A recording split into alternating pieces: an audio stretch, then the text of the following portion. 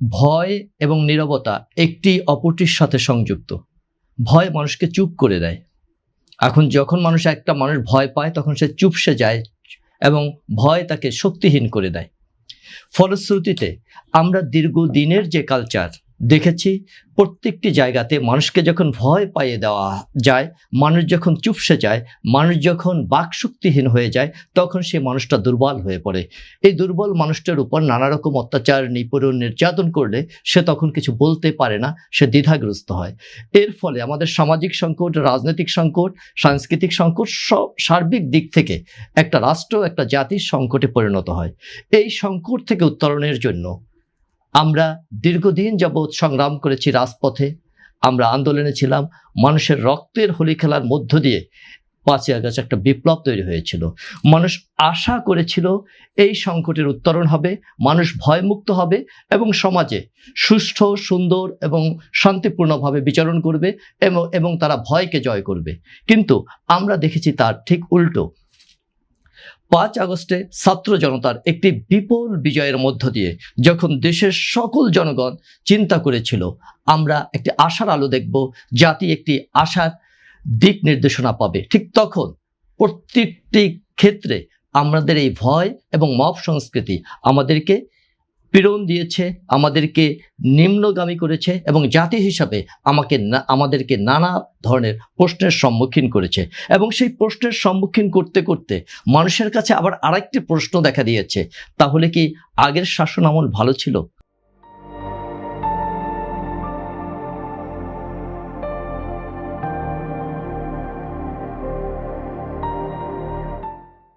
এই যে মানুষের প্রশ্ন, এই যে প্রশ্নের যে নেতিবাচক দিকগুলো জনমানুষের মনে তৈরি হয়েছিল, সেগুলো থেকে উত্তরণের জন্য বিগত সরকার সেই ভয়ের সংস্কৃতিকে সে মুক্ত করবার জন্য তেমন কোনো কার্যক্রম গ্রহণ করেনি। ফলশ্রুতিতে আমরা দেখেছি একের পর এক হত্যা, একের পর এক বিভিন্ন ধরনের নৈরাজ্য এবং 32 নম্বর ভাঙা থেকে শুরু করে আপনার পাথর দিয়ে হত্যা, সচিবালয় একের পর এক আপনার নির্যাতন এবং সচিবালয় বিভিন্ন ধরনের অবরোধ, সচিবদেরকে জিম্মি করা, কাজের টেন্ডারগুলো ছিনিয়ে নেওয়া, প্রথম আলো জ্বালিয়ে দেওয়া, হাদিকে হত্যার পর যে বিভিন্ন শাহবাগ চত্বরে যে ধরনের নারীর বিশেষ অঙ্গকে ব্যবহার করে যে ধরনের স্লোগান তৈরি হয়েছে বাংলাদেশের ইতিহাসে এবং বাংলাদেশের জাতিসত্তার ইতিহাসে এ ধরনের স্লোগান ব্যবহার হয়নি।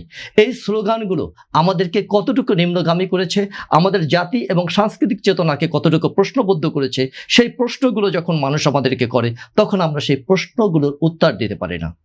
এখন আমি আসি আমার ভাইয়ের কিছু প্রশ্ন নিয়ে। উনি বলেছেন যে ইশরাক একটা মব তৈরি করেছে।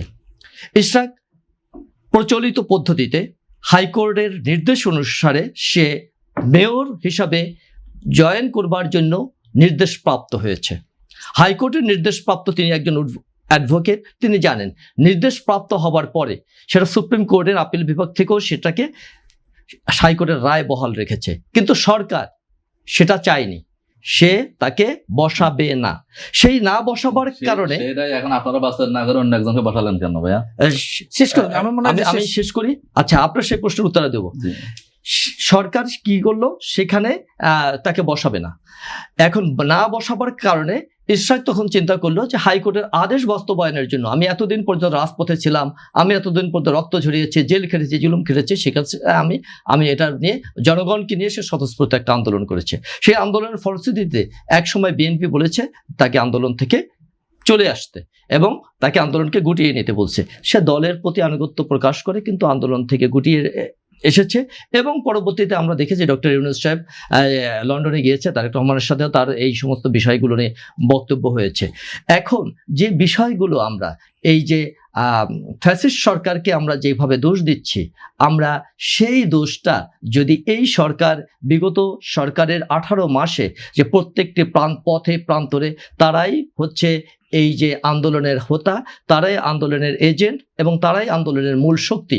বাংলাদেশের আর কোনো রাজনৈতিক দল এই আন্দোলনের সাথে যুক্ত ছিল না, এই আন্দোলনের সাথে সম্পৃক্ত ছিল না।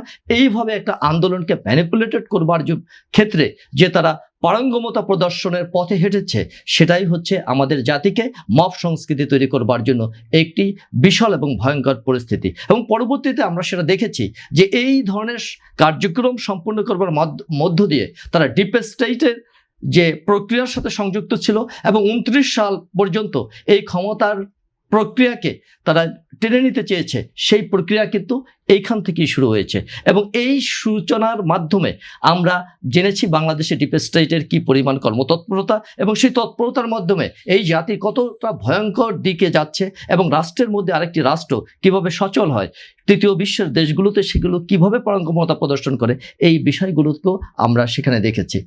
অন্যদিকে উনি আরেকটি কথা বলেছে, ঋণ খেলাফি। আমি জামাতের প্রায় ধরনের লোকদেরকেই আমি দেখি নেতৃত্ব পর্যায়ে যে তারা ঋণ খেলাফি নিয়ে ব্যাপক ট্রল করছে, কিন্তু বাংলাদেশের বাস্তবতায় যে কয়েকজন বিএনপির প্রার্থী ছিল ঋণ খেলাফি ছিল, সেই প্রার্থীরা কিভাবে ঋণ খেলাফি হলো, কোন প্রক্রিয়ায় ঋণ খেলাফি হলো, কখন তারা ঋণ নিল এবং সেই ঋণ খেলাফির মাত্রাটা কিভাবে তৈরি হলো, এই প্রক্রিয়াটা তারা কিন্তু বলছে না।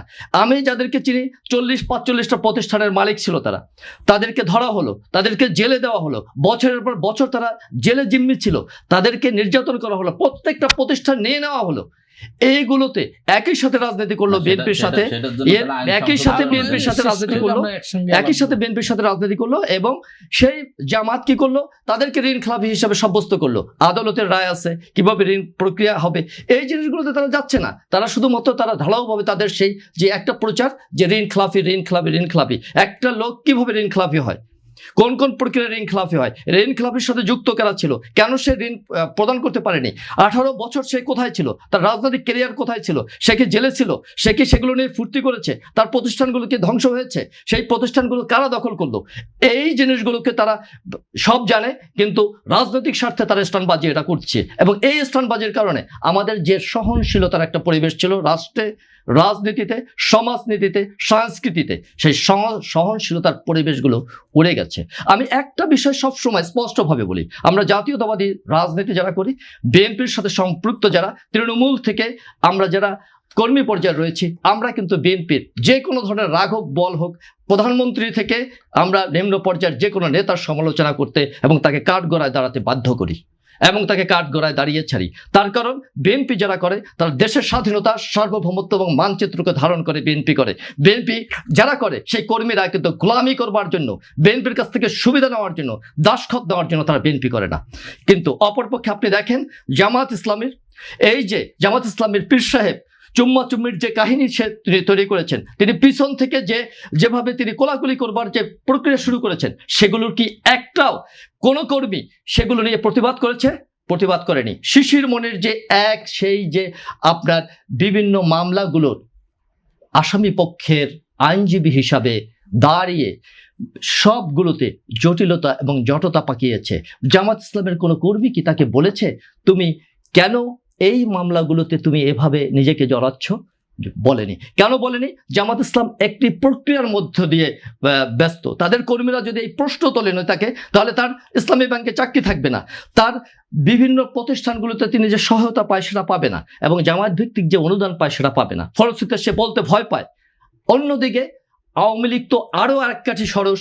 17 বছর পর্যন্ত যে আওয়ামী লীগ টোটালি নির্বাচন প্রক্রিয়াকে ছিনতাই করে দেশের রাষ্ট্র ব্যবস্থাকে ধ্বংস করেছে, এবং যে কারণে সে পালিয়ে যেতে বাধ্য হয়েছে, একটা নেতাকর্মীর মধ্যে সেই ধরনের অনুশোচনা বোধ নেই যে তারা বলবে যে হ্যাঁ সরকার এটা ভুল করেছে, আওয়ামী লীগ রাজনীতি এটা ভুল করেছে। কিন্তু আমরা বলি প্রতিটি পদে, আমরা সরকারকে বলি এই যে সন্ত্রাস হচ্ছে, এই সন্ত্রাসের সমাধান করুন, এই যে দলীয় নেতৃত্বের নামে আপনার ক্লিনিকে চাঁদাবাজি হয়েছে তাকে গ্রেপ্তার করুন, এবং এই প্রক্রিয়া নিয়েই আমরা আগাচ্ছি।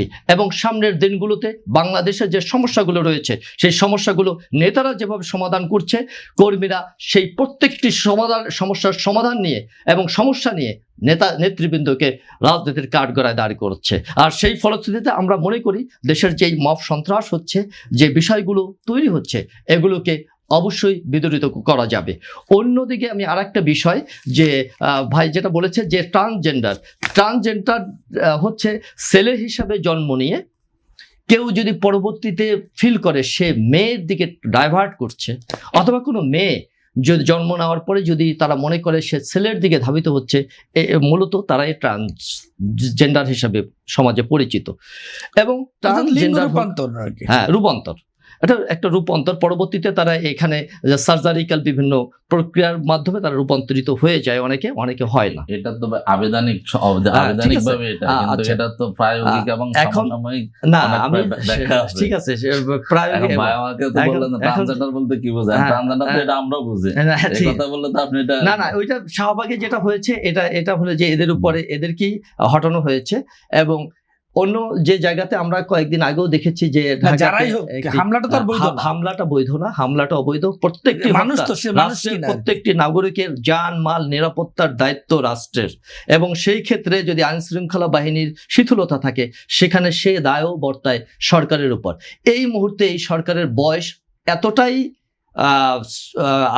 স্বল্প মেয়াদী, যে ক্ষেত্রে আমরা প্রত্যেকটা ক্ষেত্রে সরকারকে সচেতন করতে পারি, সরকারকে বলতে পারি, কিন্তু সরকারকে জনতার কাঠগড়ায় দাঁড় করাতে এই মুহূর্তে আমাদের পক্ষে উচিত কিনা সেটাও আমাদেরকে বিবেচনা করতে হবে।